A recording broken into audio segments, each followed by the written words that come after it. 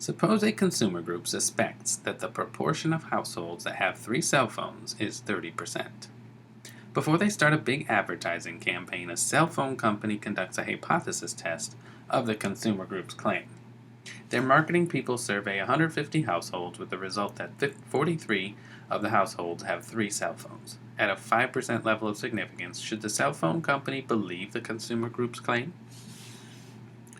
So we're asked to do a hypothesis test, and we need to identify the claim to begin with. So this is the claim. The proportion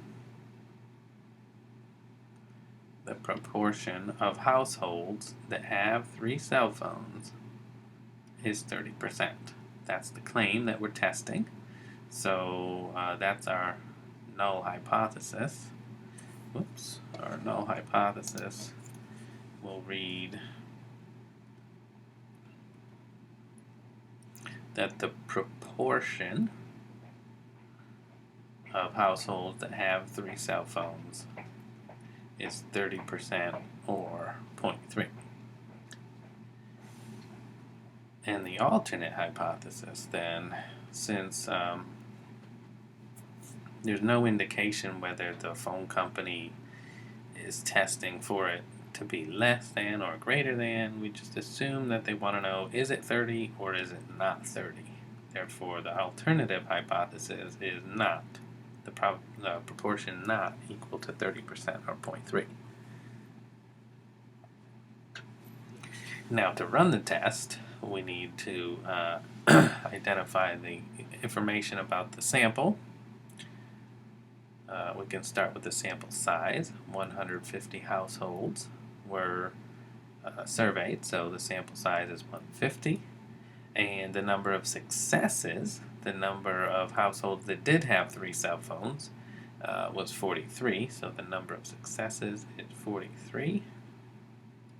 And that's it. So we have alpha equal 5% for the level of significance, but to actually run the test, we just need n and x, the sample size and the number of successes.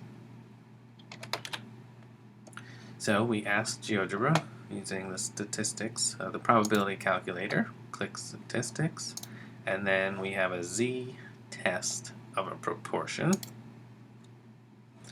The null hypothesis is that p equals 0.3, 30%, and we're testing not equal to 43 successes out of 150 surveys, and the test results are p equals 0.7216. So the p-value 0.7216 is far greater than alpha, which is 0.05. So we fail to reject. So our decision is that we do not reject the null hypothesis. And the conclusion, we do not have strong evidence against the claim. So we have to conclude that the claim could be true. So at 5% significance,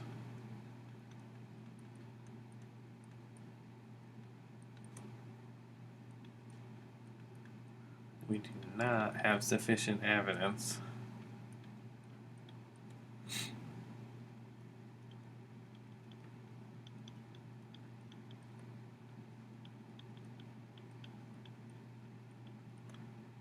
to reject the claim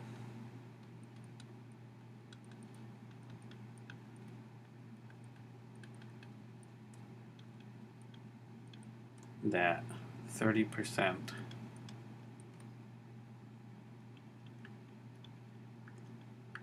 of households